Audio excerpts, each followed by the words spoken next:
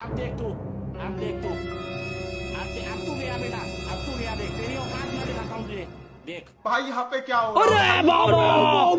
এই যে, ওই দেখ বাংলাদেশের সালারা এই বর্ডারের কাছ দিয়েই আসতেছে।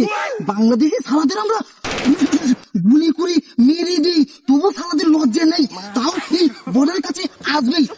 তুই ওই যে টার্গেট নে, আমি এই যে টার্গেট নি, সালারা যা মাত্র আসবে তা মাত্র পুকুত করে গুলি করে মেরে দেবো। নে নে পজিশন নে, টার্গেট কিন্তু মিস করবি না।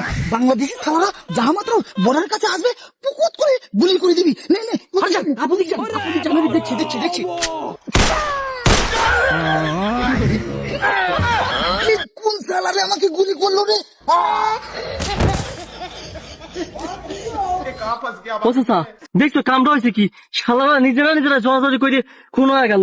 চল আমরা নিতে পলাই, এটা কিন্তু দোষ আমাকে গাড়ি চাইতে না। আরে গেল হ এ দূরে দেখলাম আমাকে গুলি করে যা, নিজেরাই গুলি খাইছে। তাহলে কি সুন্দর রে, চল বর্ডারে উত্তেজনা, এই 2 বছরের ভিতর বর্ডারে আসবো না। চল চল চল।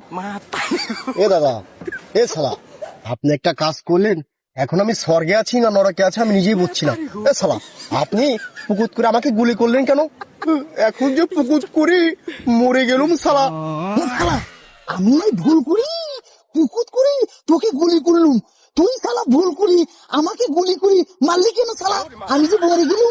ভালোই হয়েছে, এখন পুকুত করে আমরা নরকে গিয়ে দুসালা করে গোলাগুলি করি, চলুন। হে শালা, বেশি কথা বলিস না শালা, তুই আমাকে গুলি করে মেরে দিলি শালা, ভালো করি টার্গেট করতে পারলুম না। দাদা, ওই আমরা দুজন তো নরকে থাকবো, বৌদি একা একা বেঁচে থাকবে, চলুন বৌদিকে নিয়ে নরকে চলে যাই। হে শালা, তোর মন ঠিক কর শালা, না হলে নরক থেকে তুই বের হতে পারবি শালা।